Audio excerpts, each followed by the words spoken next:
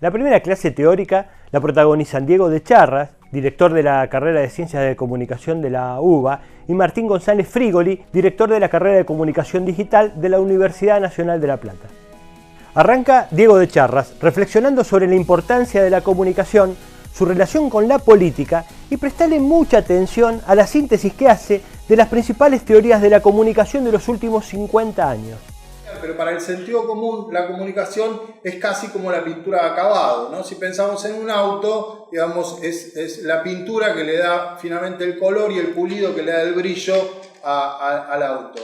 Cuando en realidad deberíamos pensarnos mucho más como el chasis, digamos, ¿no? Se piensa el auto como la política, la comunicación como el acabado final, y en realidad la comunicación es parte constitutiva de la política. No puede pensarse la política sin la comunicación, ni la comunicación sin la política. No sirve cualquier soporte para cualquier mensaje, no sirve cualquier interlocutor o cualquier emisor para cualquier destinatario, etc.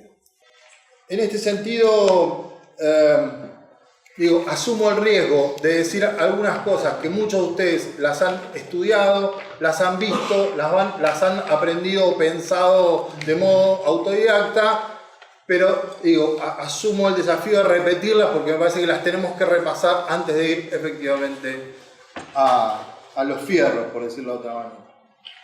En las teorías de la comunicación hay como una historia bastante larga, no la voy a repasar toda, pero sí me interesa destacar dos momentos.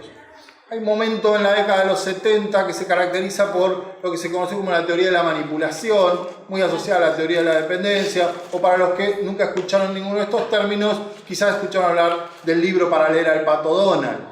Digamos, un libro donde se buscan todas las pistas del capitalismo y de las lógicas capitalistas en una obra humorística infantil como es el Pato Donald, una obra memorable de Matelar y Ariel Dorfman, pero que fue, digamos, tanto como fue leída, luego fue criticada. La teoría de la manipulación entonces, ya en la década de los 80, fue duramente criticada. ¿Por qué? Porque si pretendemos una transformación social, tenemos que creer que quien nos escucha tiene capacidad de lectura, capacidad de análisis y capacidad de una acción basada en ese análisis. Si pensamos que son fácilmente manipulables todos los actores sociales, entonces, para decirlo de modo académico, ¿para qué carajo hacemos política, ¿no? ¿O para qué carajo hacemos comunicación?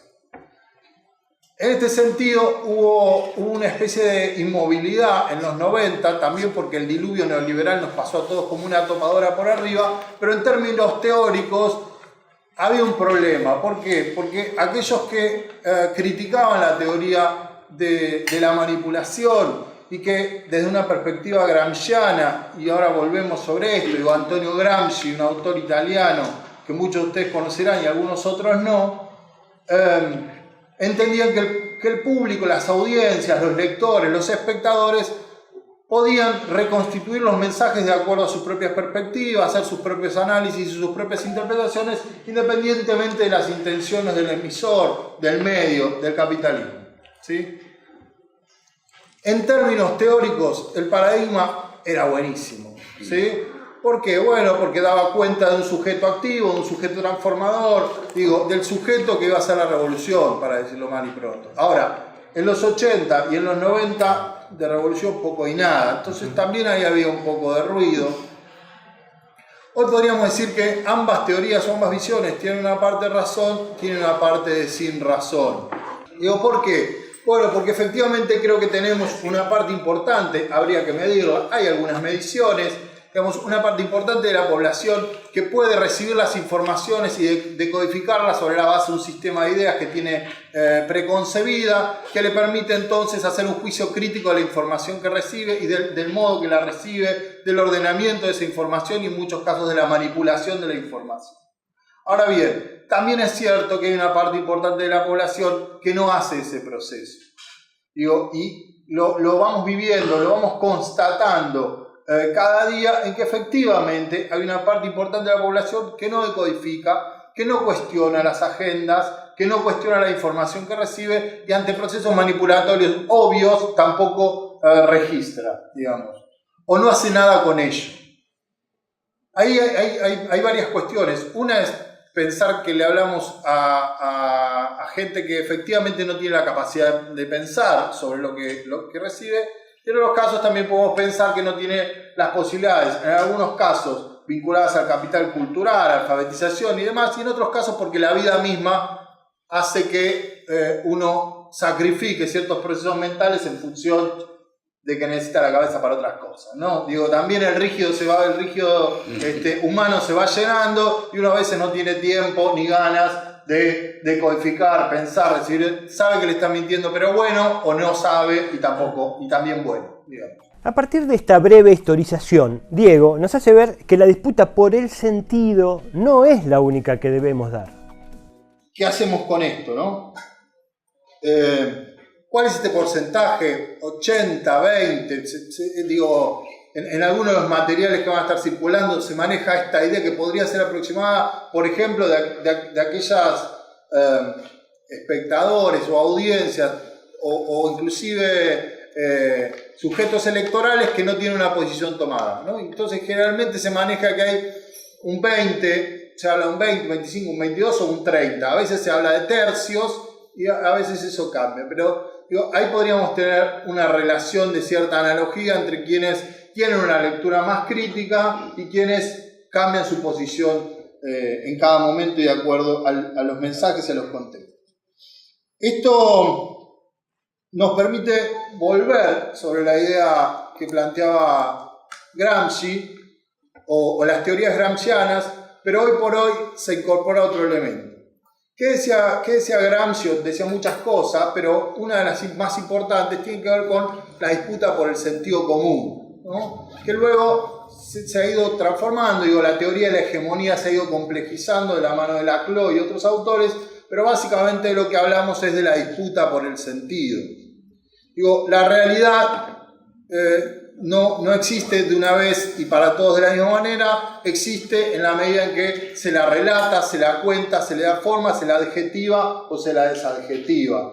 Aún en los casos en los cuales la realidad, para decirlo brutalmente, digamos, la realidad real, material, concreta, nos demuestra algo y el relato sobre esa realidad nos puede hacer una interpretación totalmente contraria, ¿sí?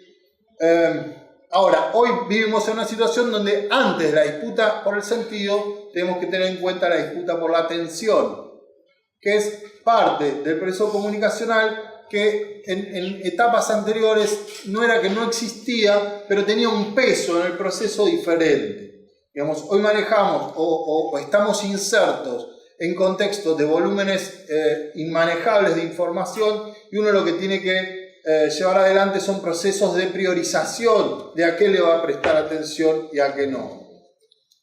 Y en ese sentido entonces tenemos aún una disputa previa a la disputa por el sentido. Por supuesto la disputa por la atención también es una disputa por el sentido, pero juega con otras reglas. Muchas veces la atención la logramos en base a cuestiones estéticas, en base a cuestiones emocionales, en base a cuestiones humorísticas.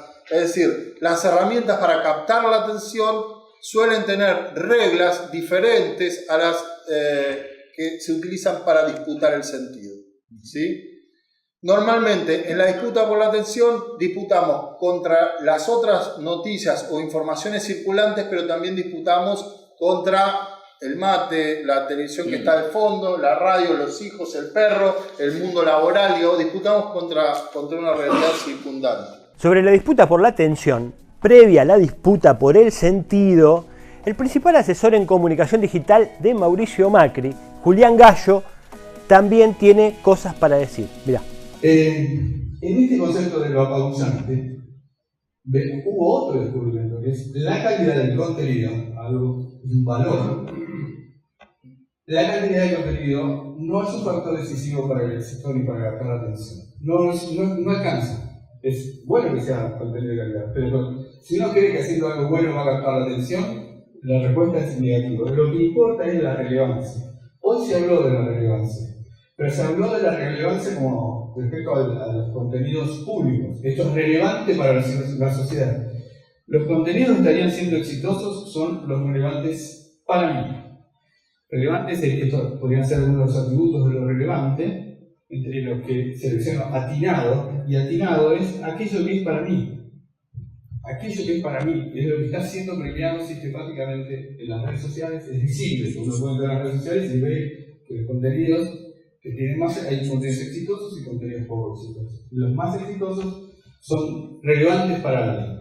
Alguien mira un video de un gatito y ese video de un gatito es relevante para esa persona y por eso esa persona le dedica un minuto. Y ese minuto que le sacó, se lo sacó a New York Times, a The Guardian, al País, al diputado no sé cuánto y al presidente de la Nación. Se lo sacó para siempre y no se lo va a poder devolver jamás. Cada vez más angustiante esta carrera. La introducción de Facebook del video autoplay, por ejemplo, que es esto que vamos a ver después, estoy viendo en la aplicación de Facebook, viendo el newsfeed, o sea, la tira del post, y cuando hay un video, el video se autoejecuta, no espera que yo le dé play.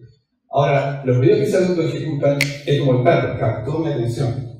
No lo iba a ver, lo estoy viendo, de repente lo estoy viendo, vi los primeros 4 segundos, me quedé un segundo más, perdí. O sea, cuando me captó un segundo más de mi atención, es muy probable que termine viéndolo todo. Y esa condición hizo que YouTube, ese rey mundial de los videos, de la historia del video, de repente está en crisis. Porque no vamos más a los videos de YouTube, los vemos en Facebook. Y con otra diferencia, en YouTube íbamos a ver un video, elegíamos un video para ver. En Facebook llueve los videos, de repente veo gatitos, de repente veo explosiones, de repente veo un robot, de repente veo un político. Es otra dimensión del mundo del video. Cualquier usuario ahora que sube un video que lo robó de YouTube, le quitó un minuto de atención a algo, por lo cual ahora es más difícil que el año pasado captar la atención a un usuario. Como la atención es finita, cada vez es más difícil.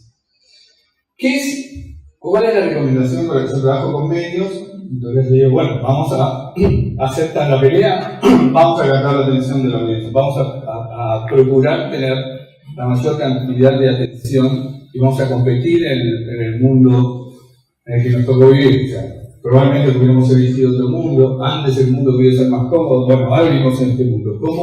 ¿Cuál es la primera cosa a tener en cuenta en un escenario de competencia de atención? La primera cosa, y tal vez la única, es que las actividad humana se mueve por emociones, no se mueve por el interés de la información. O sea, la información es un obstáculo para las emociones. Bien, una vez que dimos la disputa por la atención, ahora sí tendremos que dar la disputa por el sentido. Para esto, Diego de Charras nos cuenta sobre el aporte que hace Ernesto Laclau a las ideas de Gramsci cuando conceptualiza el significante vacío. Volviendo a la disputa del sentido, que la conocemos un poco más, ahí hay un concepto que a la mirada gramsciana incorporó Laclau, que es la idea del significante vacío, que es una idea interesante que, digamos, sin profundizarlo demasiado, lo que da cuenta es de un significante, de un signo, un símbolo, que no tiene un significado único para todos los actores, y entonces la disputa está en quién le da el significado que corresponde, quién le da el significado legítimo, quién le da el significado mayoritario, ¿sí? Pues le podemos poner distintos motes, pero estamos hablando de lo mismo. En esa disputa está la disputa política. Perón, digamos, ¿no? Laclau dice, el paroxismo del significante vacío es el nombre del líder, ¿no? Perón significaba cosas diferentes para los distintos interlocutores, lo sigue significando aún hoy, ¿no? Ahora, en esa disputa, digo, no es una disputa por ahí hoy tan presente, pero si pensamos en la primera mitad de la década del 70, la disputa por el significante Perón es tremenda, ¿no? Digo, y hay algunos libros para que se diviertan sobre eso, pero digo, el término democracia es claramente un significante vacío. Y digo, vamos desde democracia burguesa, democracia falaz, digo, ¿no? O verdad, o hoy posverdad, etc. Digo, aparecen significantes que no tienen un sentido, muchas veces no tienen un sentido político, hasta que alguien le pone el sentido político, ¿no? De estos procesos podemos ver muchos, podríamos buscar miles de ejemplos. Digo, el significante patria era un significante que podemos decir dormido, digo, y en algún momento se puso arriba de la mesa en una disputa de sentido. Digo, de esos ejemplos podemos encontrar muchos otros. En esa batalla por el sentido, creo que es necesario recuperar algunas ideas muy básicas, muy elementales, pero que ya las perdimos de vista, porque estamos pensando si el Twitter, si el Snapchat o si el Instagram me lo permite o si la herramienta, y perdemos de vista. Y en esto creo que hay una idea central que me interesa destacar. Generalmente se la asignan a Einstein, pero no es de Einstein. Hay otros que se la asignan a Mark Twain, al final nadie sabe muy bien de quién, pero la idea de lo que dice es: locura es repetir siempre lo mismo y esperar resultados distintos. Digo, me parece que sobre esa base tenemos que trabajar bastante, porque muchas veces hacemos lo mismo y queremos que pase otra cosa. Entonces, si queremos que pase otra cosa, probablemente tengamos que hacer otra cosa.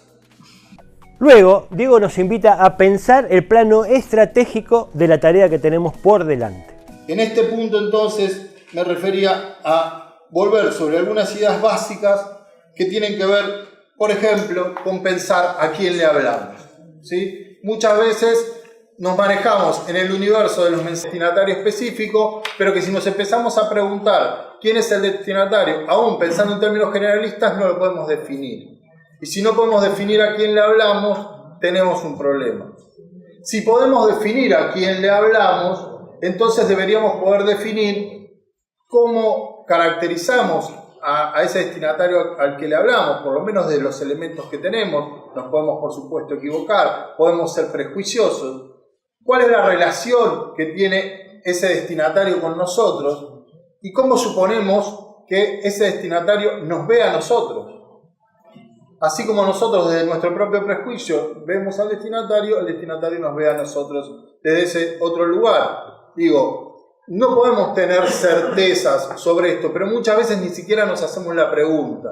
Entonces, en la medida que no nos preguntamos a quién le hablamos y cómo nos ve, quién nos escucha, no pensamos ni quién habla ni a quién le habla. ¿Con qué estrategia le hablamos a quién le hablamos? Y acá la parte de, el motor político y el chasis de la comunicación. La estrategia política puede definir que le hablemos a un destinatario cercano, a un destinatario intermedio, a un destinatario lejano, a un destinatario refractario, a un destinatario convencido previamente del mensaje que estamos con el que estamos intentando llegar. Y depende de la estrategia política, es o no efectivo el mensaje. Muchas veces el mensaje o la estrategia política puede ser la de hablarle a aquel que no está acostumbrado a escucharlos, y muchas veces la estrategia política es hablarle a aquellos que sí están acostumbrados a escucharlo, que entienden otro código, que entienden una cantidad de preconceptos, y entonces podemos hablar ya de otras cosas, con otros guiños, con otros sentidos, inclusive con otras estéticas, con otras simbologías. Muchas veces la estrategia es otra, y entonces no tenemos que hablar desde el emisor, para pensarlo un poquito más en abstracto. El emisor no es nunca el que realmente emite, el emisor es el que construimos como tal, ¿sí? Entonces, no necesariamente quien le habla a un otro es el que efectivamente en concreto le habla, o el que pone al final el logo, el sello o la marca de agua del mensaje, ¿sí? El enunciador, la figura del enunciador es la figura que construye el propio mensaje, ¿sí? Y la relación con el destinatario se establece desde su lugar. Luego, si hay un sello de agua, si hay un símbolo que corona el mensaje, la figura del enunciador, la del enunciatario, es decir, la del destinatario, todo eso se puede resignificar. Pero en principio, no siempre tenemos que hablar desde el mismo lugar, aunque seamos los mismos los que hablamos. El concepto de hegemonía es un concepto que lo que plantea Gramsci en términos generales es una mirada más compleja de la tradicional mirada marxista en una sociedad dividida en clases, los poseedores de los medios de producción, los desposeídos, y un conflicto, ¿sí?, conocido como lucha de clases. Gramsci lo que dice es, esto es un poco más complicado. Entre los desposeídos hay muchos tipos de desposeídos distintos. Entre los poseedores hay muchos tipos de poseedores diferentes. las relaciones entre poseedores y desposeídos pueden ser más complejas. Atente, en momentos históricos en los cuales una fracción de uno se alían con una fracción de otro en función de otras fracciones, etc. Entonces, pensar la hegemonía es poder pensar en una construcción de sentido que pretenda incluir a la mayor cantidad de actores políticos, ¿sí? de una clase, de otra, de una fracción, de otra, ¿sí? Entonces, en ese sentido, la estrategia inicial pensada desde el lugar de la hegemonía es la utilización de categorías incluyentes. Esto es, categorías que puedan interpelar al destinatario más allá de lo que nos interpelan a nosotros mismos. En muchos casos son categorías que quizás no nos son tan cercanas o no son relativamente extrañas, pero que podemos llegar a la conclusión que interpelan al destinatario. Entonces pueden ser categorías efectivas. Lo que tenemos que pensar es que sean categorías que incluyan y que no excluyan. Ahora bien, también los procesos comunicacionales son procesos dialécticos, algunas de sus virtudes son sus mayores defectos y algunas de sus aciertos son sus principales errores. Hay momentos en los cuales también comunicamos por la exclusión. La disputa por el sentido supone un otro. Queremos ser hegemónicos y queremos que todos estén con nosotros. Pero, como diría el profe, si hay disputa política es porque hay un otro. El kit de la cuestión, la definición política más importante es qué definimos como el otro. ¿Sí? La definición del otro tampoco es una definición concreta, material, es fulano y tal, no es personalizable, sino que tenemos que pensar en criterios de definiciones, criterios identitarios de definición de ese otro, que construyan sentido en nuestro relato, que le den coherencia a nuestro relato, ¿sí? Y que nos ubiquen por oposición a ese otro. Entonces, muchas veces podemos llegar a hacer mensajes excluyentes, pero en la exclusión o en la negación estamos afirmando, ¿sí? Por oposición afirmamos o nos afirmamos. Para pensarlo brutalmente, cuando Serrat construye una descripción de una tipología de personas y dice, bueno, con esas personas yo tengo algo personal. Lo que está creando es un mensaje por oposición, describiendo una categoría que no es incluyente, sino es excluyente, ¿sí? Y lo que vamos es incluyéndonos nosotros en la afirmación que decanta de la negación. Perdón por el juego de palabras. Ahora, lo que creo que nos acecha en la definición o en la disputa por la hegemonía y en la disputa de sentido y en la definición del otro, son varias cosas. Siempre lo que nos disputa, lo que tenemos enfrente, el adversario también juega, lo que tenemos es la respuesta contra la cual nos oponemos. Pero hay un riesgo que siempre aparece y que es muy tentador y que muchas veces fluye desde el sentido común, que es la antipolítica.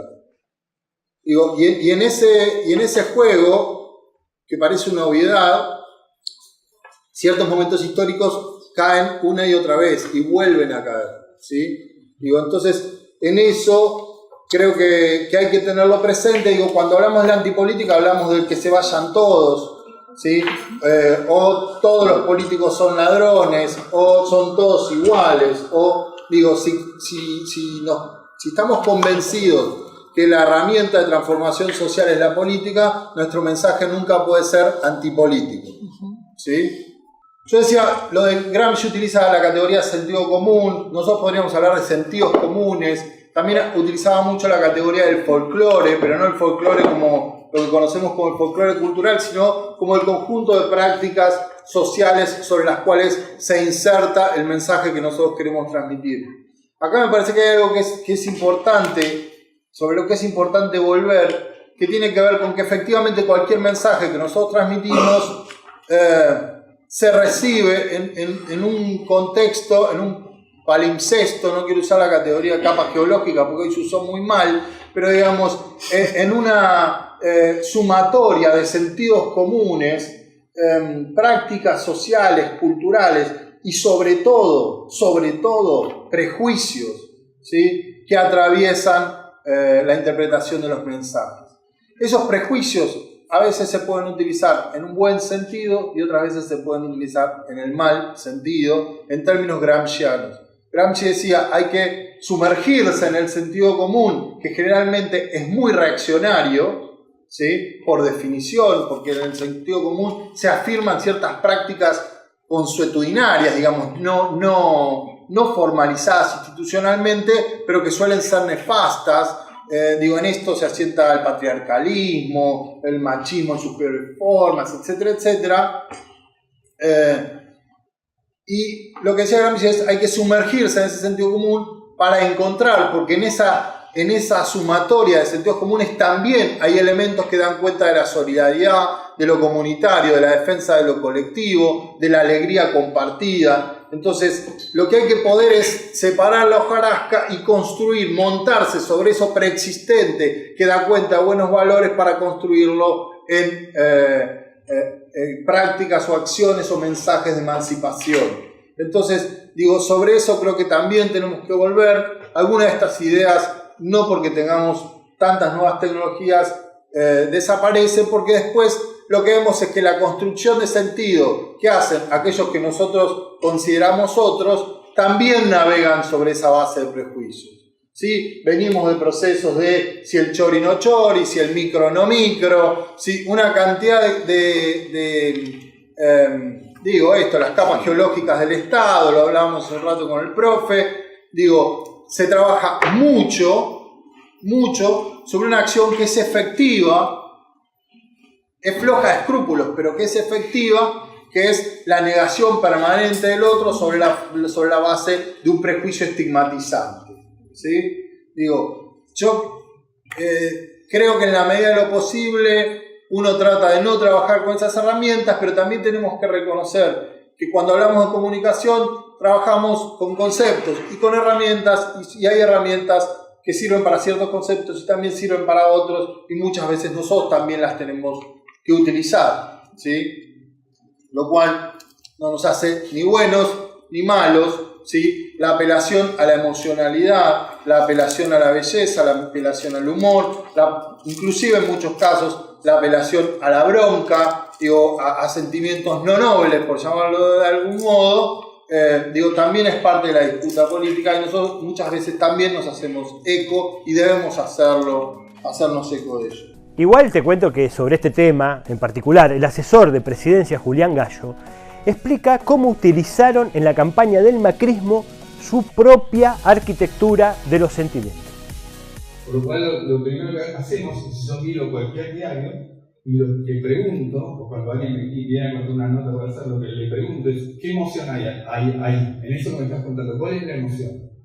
Y a veces hay emoción y a veces no hay emoción. Y cuando no hay emociones, yo como editor digo, abandonemos eso. Y cuando hay una emoción, varias cosas con tocar, allí explotaban las emociones. De todo tipo. Cuando hay una emoción, hay interés. Y donde hay interés, o sea, la atención se dirige y podemos desarrollar, una vez que captamos la atención, podemos desarrollar toda la información que queramos. Curiosamente, y esta es una experiencia para mí fue nueva, la mayoría de nosotros no sabemos cuáles son las emociones humanas. Napoleón le habló de cosas muy importantes. Una de las importantes son las emociones que no las conocemos. No las conocemos, tiene sentido no conocerlas, porque nunca nos las enseñaron. El otro día fui con mi hijo a una juguetería y me dijo, la juguetería me enoja, porque no sabe cómo se llama lo que está sintiendo en ese momento, porque es frustración. Ella no sabe lo que es la frustración, no tiene un nombre para la frustración, entonces es enojo. No conoce todavía, entonces hay que decir, no, eso es una frustración, no es exactamente un enojo.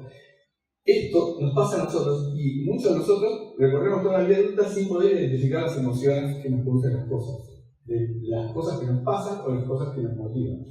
Entonces empezamos a trabajar como una especie de impulso básico en algunos casos, estas son las emociones: tristeza, desagrado, furia, alegría, miedo. El miedo es el más importante de todo. El miedo es la más exitosa para el periodismo. Cuando algo produce miedo, cuando algo contiene un miedo profundo nuestro, inmediatamente capta nuestra atención. Entonces, ¿dónde está el miedo? El miedo puede estar...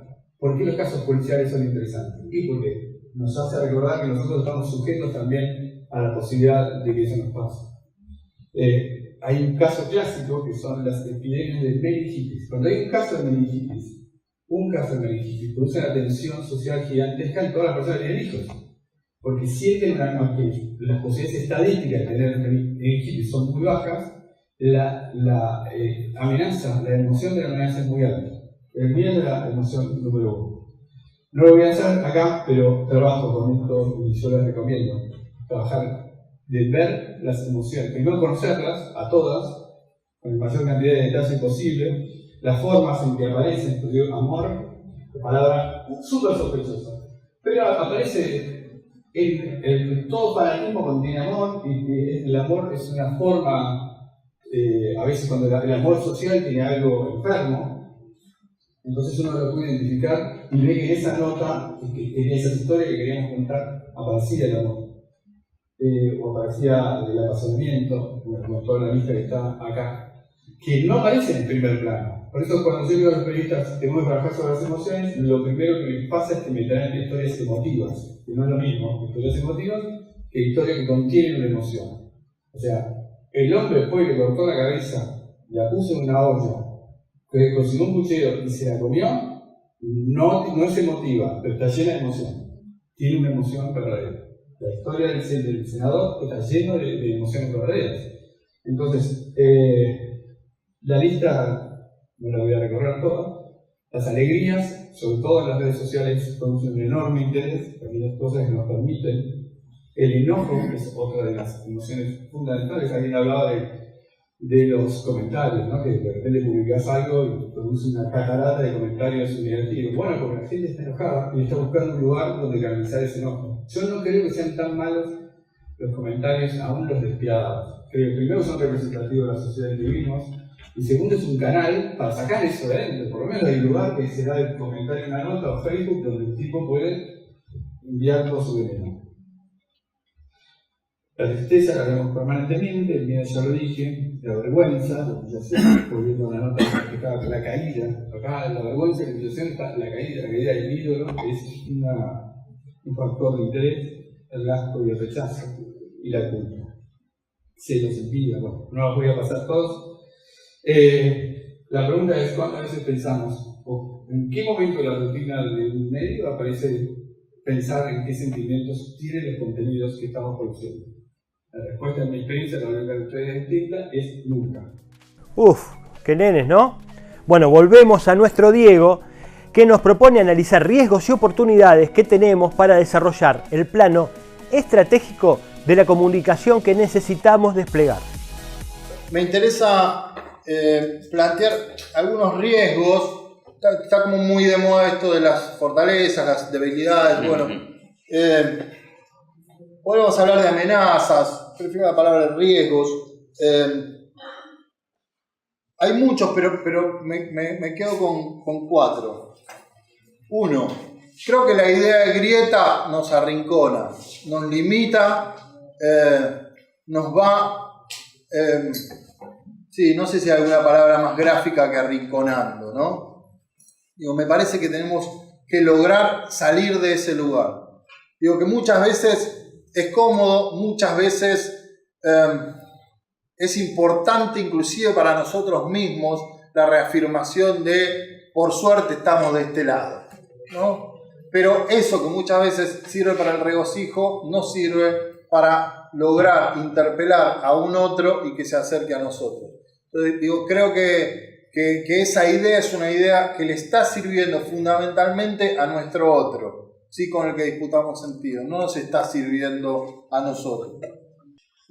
Algo ya lo mencioné al pasar, lo acabo de decir, digo, la idea de lo antipolítico nos deslegitima. Digo, tuvo ese error y le costó bastante caro, digamos, la definición de la casta política española, ¿sí? Como algo realmente sin solución, sin arreglo, y era un mensaje muy interpelador para un grupo político que no pertenecía a ese lugar. Es un tipo de construcción de sentido que utiliza mucho Cambiemos también, ¿no? Nosotros no somos la política, o no somos la vieja política, somos lo nuevo, etc. Pero eso tiene, creo yo, un límite muy cercano A Podemos lo que pasó es que en un momento quiso hacer una alianza con un partido político preexistente y se encontró en un punto de contradicción de la cual no podía salir, ¿sí? El que se vayan todos a nosotros nos puso en algún momento en un punto también de contradicción, porque dentro de los todos estábamos todos nosotros, ¿sí? Que de un modo u otro hacíamos política, de un modo u otro participábamos aún de las asambleas y de todas las instancias que en 2001-2002 nos encontraron transitando las calles. Con lo cual, insisto con esto, creo que es una trampa a la cual no podemos caer. Otra trampa que creo que nos pone en un lugar muy complicado y que creo que la estamos utilizando con asiduidad y que a veces uno la puede entender, pero que creo que es desacertada, es la de cierta soberbia política sobre nuestros destinatarios, digamos. Que partimos de el defenestrar política o socialmente a los destinatarios de nuestro mensaje, porque partimos de la base de que actuaron mal. Entonces pretendemos indicarles que actúen mejor en el futuro, diciéndoles que actuaron mal en el pasado y que son una banda de pusilánimes. Yo no me sentiría muy tentado a acompañar a alguien que me trata de pusilánime. Entonces, me parece, creo que sobre eso uno puede entender muchas veces la carga, pero creo que no nos lleva a una comunicación efectiva. Después creo que la línea que planteaba de los riesgos y las potencialidades o los aciertos y los errores, creo que ellos tienen un acierto que es su principal error y viceversa con nosotros, que es de alguna manera la oposición entre lo individual y lo colectivo. Yo creo que hay momentos en los cuales la idea de lo individual, la salida, el éxito personal, la salida individual, la meritocracia y las distintas escaleras hacia el sueño americano, escaleras individuales hacia el sueño americano, les funciona, son efectivas, hay un principio de individualidad y de individualismo en la mayoría de los sujetos que cada tanto, algún mensaje los interpela, y dialoga con sentidos comunes preexistentes en la idiosincrasia argentina que tienen que ver con nadie me dio nada, me lo gané sobre la base de mi trabajo. No, todo esto porque yo pago mis impuestos, a diferencia de etcétera, etcétera. Entonces, por momentos es efectivo para ellos, por momentos es efectivo para nosotros la apelación a lo colectivo. No siempre es efectiva, muchas veces sí. Hay lugares en los cuales ocupamos, creo que, sitiales diferentes, y creo que el peor error que creo que lo solemos cometer es ponernos en el lugar del otro. Ahí creo que lo que conviene siempre es reafirmarnos en el lugar nuestro, porque cada vez que nos ponemos en las estrategias del otro terminamos fallando, pero son meritocráticos y sobre todas las cosas son ricos, con lo cual el éxito personal lo tiene asegurado desde la cuna. Finalmente, en la línea de esto que aparece como oportunidades o como potencialidades en este lado de la grieta, a pesar de que acabo de plantear de no usarlo, no lo usamos en las comunicaciones, pero lo podemos usar en esta charla. Creo que hay dos cuestiones centrales. Hoy, una que creo que es coyuntural, tendremos que ver si se mantiene, que es que la materialidad de la vida cotidiana empieza a ser muy agreste para nuestros conciudadanos, y esto creo que tenemos que utilizarlo a nuestro favor, pero que no es automático, no sale a nuestro favor per se.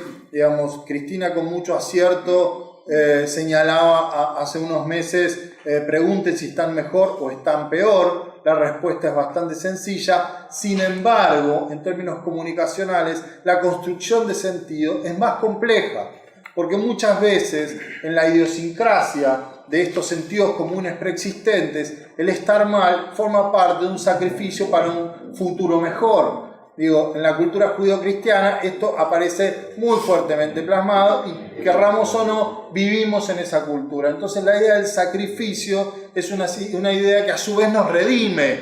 Entonces muchas veces sufrir está bien, y nosotros tenemos que tratar de construir la idea de que sufrir está mal.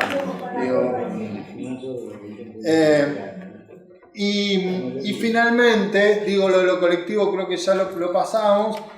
La otra idea que me parece que tendríamos que tratar de explotar y que me parece que va a ser muy importante para lo que se viene, del curso, digo, para lo que se viene de la política argentina también, que tiene que ver con esta idea de la escucha activa. ¿Por qué? Entre otras cosas porque tenemos una ventaja que creo que es innegable sobre nuestros adversarios políticos, que tiene que ver con que nosotros somos parte del pueblo.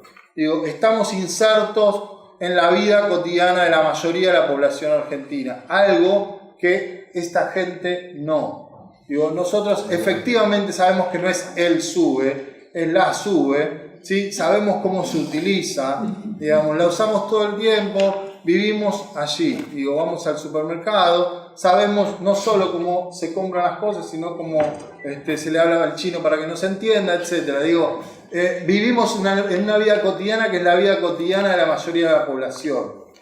¿Esto se puede suplir? Sí, digamos, ellos lo suplen con otras herramientas, digo, con herramientas de estadística, de focus group, digo, hay herramientas para suplir aquello de lo que carecen. Pero digo, nosotros lo tenemos al alcance de la mano, solo tenemos que tener capacidad para escuchar sin, digo, la soberbia del emisor frente al destinatario, poder escuchar, poder reconocer esos elementos emancipadores del sentido común, poderlos incorporar a nuestros mensajes y tratar de no esperar algo diferente haciendo lo mismo. Gracias.